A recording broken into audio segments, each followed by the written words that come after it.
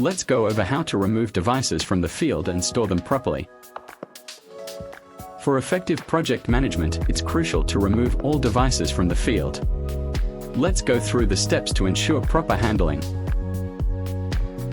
Begin by safely removing the locators from their current positions in the field.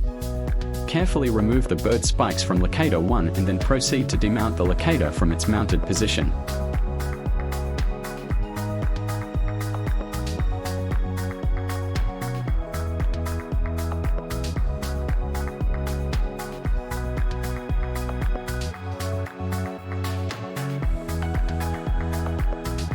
Transport the locators to your designated storage area for safekeeping. Take the time to thoroughly clean each device, ensuring they are free from any dirt. Conduct a detailed inspection of each device's exterior to identify any damage or wear and tear.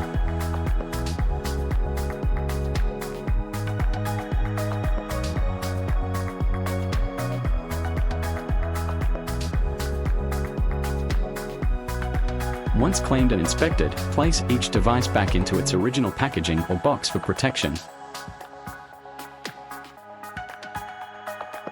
Finally, store the devices in a dry environment to prevent moisture damage, ensuring their longevity.